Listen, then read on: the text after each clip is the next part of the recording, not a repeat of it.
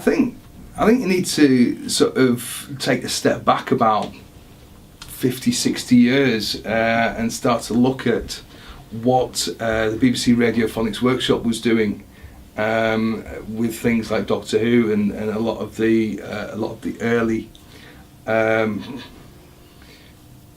electronic music productions to basically look at how sound has taken something and basically turned it right way on its head. I think it's looking at innovation to basically create something that's, you can't quite recognise what it is. You mentioned about basically the faceless character, the sounds in the distance, the banging, the crashing.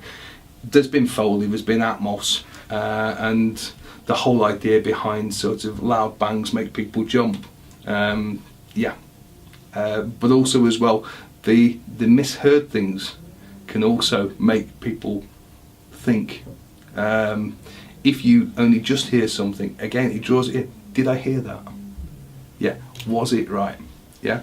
I think using not just volume and basically having things happening, but having things almost happen, having things in the distance is as important to the emotion and basically getting the story across.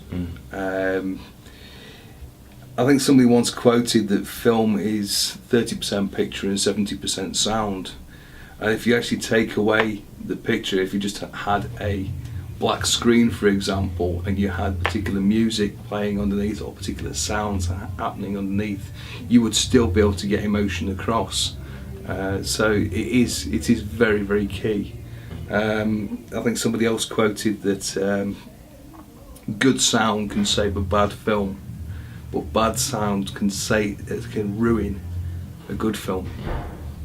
So it is really, really key to getting everything across, situation and draw people in. But I think it's about getting people to that state, first of all, through things like good storylines.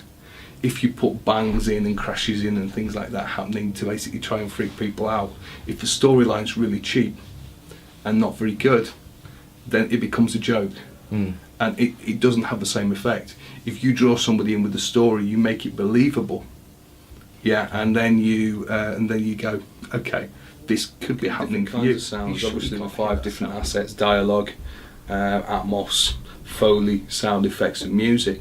All of them can be used in a different way, can be manipulated to get across a particular meaning. So for example, having the sound of a cigarette burning and the crinkling sound of it spitting and smouldering sounds. That's a very, very quiet sound. So basically, if the audience can hear it, it brings the audience right in. So basically, that can be used to basically get across emotion, to make things very personal, to recreate an environment. And I think the key thing about recreating the environment is really key to actually developing a sound, and then enhancing it through sound effects, very much in the way that visuals can be enhanced by VFX. Audio can be enhanced by sound effects, such as things like punches, breaking bones, which you won't actually hear them, but to basically enhance that feeling, you can get that across.